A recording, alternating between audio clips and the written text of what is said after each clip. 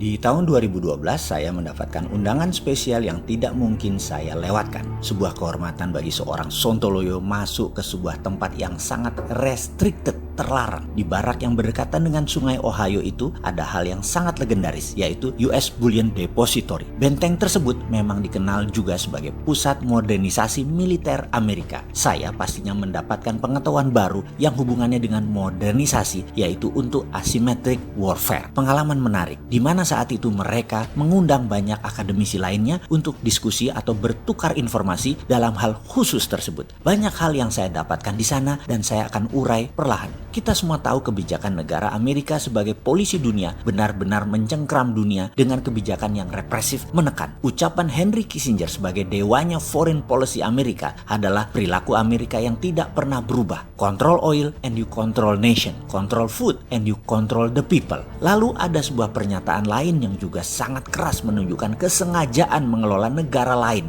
seperti US strategy deliberately destroy family farming in abroad and led to 95% of all grain reserve in the world being under the control of 6 multinational agribusiness corporation. Terjemahan bebasnya kira-kira, strategi Amerika dengan sengaja merusak pertanian di seluruh dunia sehingga 95% gandum dunia dikendalikan oleh 6 perusahaan multinasional milik Amerika. Ini artinya Amerika mau mengendalikan people. Sebagai catatan saja, mie instan bahan dasarnya apa? Dan mie lainnya di Indonesia 100% import bahannya. Sementara makan mie sudah menjadi makanan utama setelah beras dan nasi di Indonesia. Lalu panganan lain kita urai setelah ini ya. Intinya ketahanan pangan sebuah negara tidak akan mudah atau dibuat sulit mandiri selama tidak paham geopolitik dan geostrategik negara adikuasa si kampret Amerika itu. Faktanya hingga saat ini 9 bahan pokok plus bumbu-bumbu di Indonesia masih bergantung negara besar luar yang hulunya ya mereka juga. Kalau tidak Cina ya Amerika. Ketidakberdaulatan pangan ini bukan masalah pertanian, tapi ini masalah pertahanan. Oke, kita masuk ke oil dulu baru ke pangan ya. Oke, kita masuk ke oil dulu sekarang. Jalur minyak dunia semua dikawal American Fleet. Naval Fleet atau armada laut Amerika adalah armada terbesar di dunia. Seluruh kekuatan naval di dunia baik Rusia, Cina, Inggris, Perancis dan negara lainnya dijumlahkan baru sama dengan kekuatan armada angkatan laut Amerika. Angkatan laut terbesar saat ini adalah Seventh Fleet atau armada ke-7 yang mengawasi Indo-Pasifik, wilayahnya menjangkau dari San Diego, Honolulu, Vanuatu hingga Diego Garcia di Maldives yang berpusat di Okinawa, dan Indonesia masuk wilayah Seventh Fleet. Semua armada laut tersebut mengamankan atau mengontrol jalur minyak Amerika dan jalur minyak dunia. Maaf, kita lompat sebentar. Ketika jembatan Selat Sunda akan dibangun oleh pihak Cina, agenda tersebut batal. Mengapa? Amerika tidak mau Selat Sunda dibuat jembatan karena armada laut armada 7 lewat Selat Sunda, tidak lewat Selat Malaka. Dan Amerika tidak mau 100 meter di atas armadanya ada barang Cina dalam tanda petik yang bisa memonitor gerakan kapal mereka. Indonesia, nggak paham begini-beginian. Zaman SBY nggak paham, apalagi zaman sekarang. Kabinetnya rodok-rodok naif urusan beginian. Nah kan mulai sebel kan kalau kayak gini sama Sontoloyo. Di tengah video Sontoloyo nyinyir. Habis bagaimana dong? Itu paling komentar saya. Saya sudah nggak tahan masalah beginian, kita dikangkangi terus oleh asing dan aseng. Saya nyinyir karena mau mengajak kedaulatan Indonesia itu bangun kesadarannya. Bukan anti pejabat. Paham ya ente ya? Aneh bukan anti pejabat, aneh cinta tanah air, aneh cinta pejabatnya. Cuman pelajaran beginian nih harus diingetin. Di sini mulai banyak yang klik nyambung bahwa ada pertarungan El Clasico di Selat Malaka. Yang Malaysia, Indonesia nggak terlalu ngeh. Armada Cina lewat sana, baik militer